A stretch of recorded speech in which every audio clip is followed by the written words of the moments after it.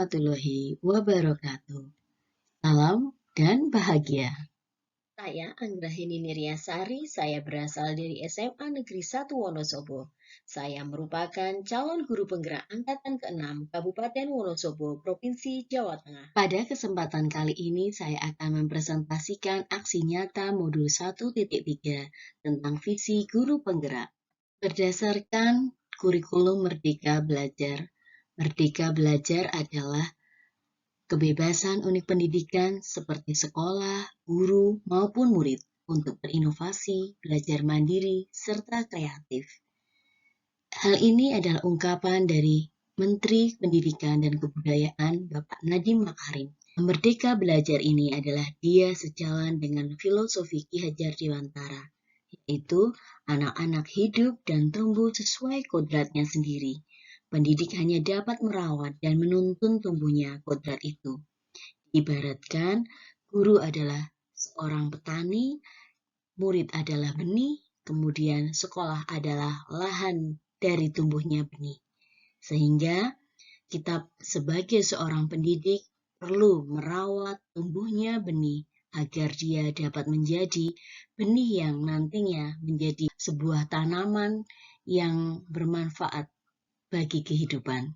Oleh karena itu, tumbuhnya benih ini atau tumbuhnya anak-anak dengan baik sesuai kodrat alam dan kodrat zamannya, maka guru harus terus berupaya bagaimana cara merawat anak-anak, menuntun anak-anak agar anak-anak dapat bahagia dalam belajar, dapat berinovasi dan kreatif, sehingga kelak dapat menjadi manusia yang bertanggung jawab, manusia yang bahagia, nyaman, dan sebagai pembelajar sejati, sesuai dengan profil pelajar Pancasila yang terdapat 6 dimensi, yaitu beriman, bertakwa kepada Tuhan Yang Maha Esa, dan berakhlak mulia, kreatif, gotong royong, berkebinekaan global, bernalar kritis, dan mandiri. Sejalan dengan filosofi Ki Hajar Dewantara dan profil pelajar Pancasila, maka saya membuat sebuah visi untuk murid dari prakarsa perubahan saya, yaitu terwujudnya murid yang religius, berbudaya, kreatif, mandiri, unggul dalam ilmu dan teknologi, serta berprestasi dalam era globalisasi. Menurut Copperhead Reader dan Whitney, pada tahun 2005 bahwa inquiry apresiatif atau yang disingkat dengan IA adalah suatu filosofi, suatu landasan berpikir yang berfokus pada upaya kolaboratif untuk menemukan hal positif dalam diri seseorang, dalam suatu organisasi dan dunia di sekitar, baik di masa lalu, masa kini, maupun masa depan. Tahapan Bagja dalam inquiry apresiatif. Yang pertama adalah kita membuat pertanyaan utama atau define. Kemudian yang kedua mengambil pelajaran atau discover. Kemudian yang ketiga kita menggali mimpi atau dream. Kemudian yang keempat menjabarkan rencana atau mendesain gitu ya. Kemudian yang kelima adalah mengatur eksekusi atau deliver. Dasar pembuatan visi yang saya buat adalah visi itu harus menyemangati, memberi semangat gitu ya. Kemudian yang kedua menggerakkan hati dan ada kolaborasi dalam penyusunan visi. Cerminan profil pelajar Pancasila dalam visi saya yang pertama adalah religius, itu menggambarkan profil beriman dan bertakwa kepada Tuhan Yang Maha Esa dan berakhlak mulia. Yang kedua, berbudaya ini menggambarkan profil kebinekaan global dan gotong royong. Yang ketiga, kreatif menggambarkan profil kreatif. 4, mandiri menggambarkan profil mandiri. 5, unggul dalam ilmu teknologi dan berprestasi menggambarkan profil kreatif dan bernalar kritis. Mampu bersaing di era globalisasi. Untuk atap prakarsa perubahan, yang pertama atap itu diambil dari singkatan A, yaitu aset, T itu tantangan, kemudian A itu aksi, dan yang terakhir P itu pembelajaran. Aset yang saya miliki yang pertama adalah Di sekolah saya memiliki fasilitas ibadah, kemudian guru pendidikan agama, serta guru BK. Untuk tantangan yang saya hadapi adalah nilai-nilai religi dari diri murid itu mulai terkikis, dan aksi yang akan saya lakukan adalah memberikan pembiasaan dan keteladanan beribadah seperti sholat jamaah, sholat duha, sholat Jumat, kemudian keputrian dan tadarus. Kemudian ada lagi program Jumat Religi. Untuk pembelajarannya, yaitu dengan menumbuhkan sikap beriman dan bertakwa kepada Tuhan Yang Maha Esa serta akhlak mulia pada murid.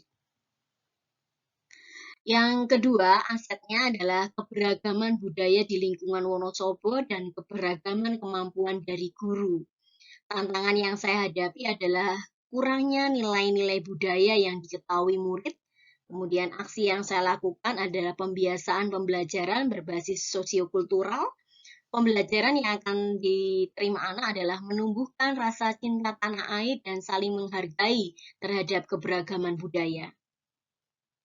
Untuk yang ketiga adalah murid yang aktif, kreatif, dan mandiri gitu ya. Kemudian tantangan yang akan saya hadapi adalah keaktifan, kreativitasan, dan kemandirian murid dalam pembelajaran belum terarah.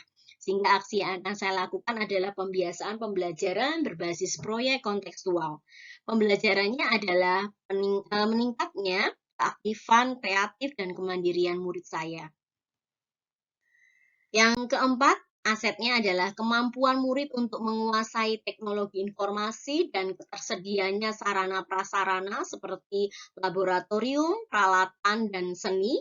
Kemudian, tantangan yang akan saya hadapi adalah kemampuan dan keterampilan murid dalam pemanfaatan smartphone itu belum terarah, padahal teknologi bersifat dinamis.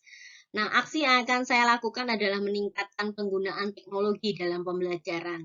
Untuk pembelajarannya adalah meningkatkan keterampilan murid dalam pemanfaatan teknologi.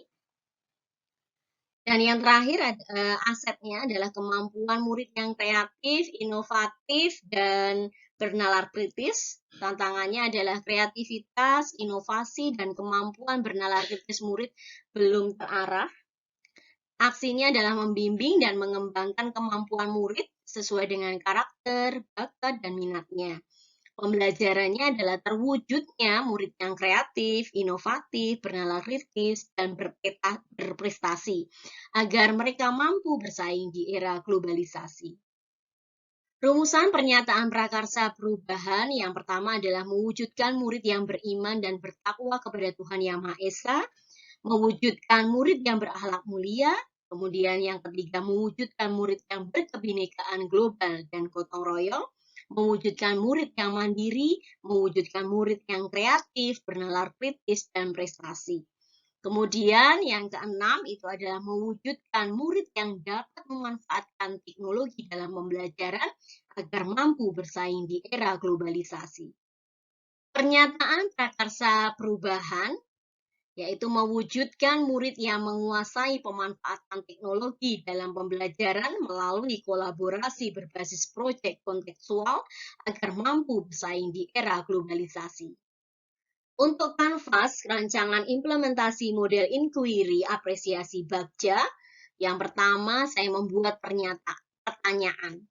Apa yang harus saya lakukan untuk mewujudkan murid yang menguasai pemanfaatan teknologi dalam pembelajaran? Kemudian saya mengambil pelajaran, yaitu guru harus menguasai pemanfaatan teknologi dalam pembelajaran. Kemudian mayoritas murid itu dia memiliki smartphone. Yang ketiga, murid terbiasa menggunakan smartphone. Kemudian dukungan dari kepala sekolah dan adanya kebijakan sekolah dalam penggunaan smartphone. Kemudian yang ketiga adalah menggali mimpi. Murid terbiasa mengerjakan tugas dengan memanfaatkan teknologi Google Education. Murid menjadi kreatif, inovatif, dan bernalar kritis dalam pemanfaatan teknologi dalam pembelajaran.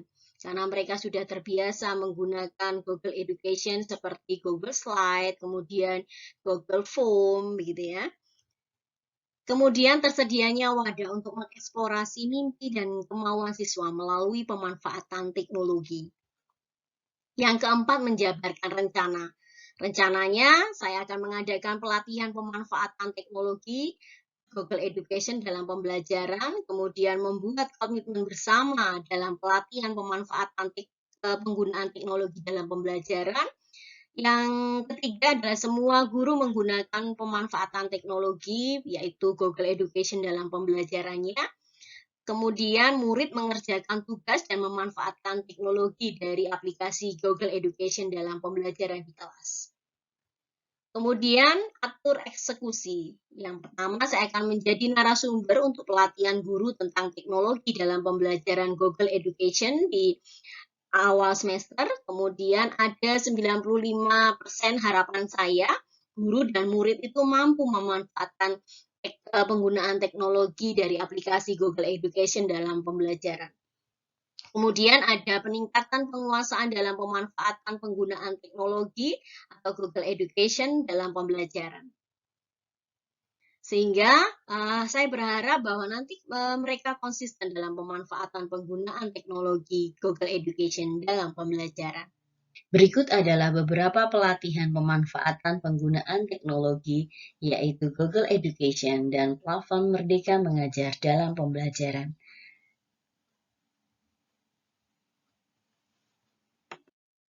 Berikut adalah testimoni dari murid saya.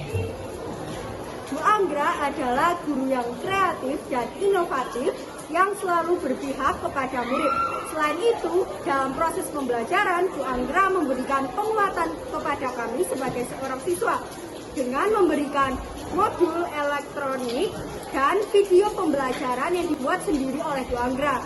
Tentunya dengan modul ini akan memberi kemudahan kepada kami dalam proses pembelajaran.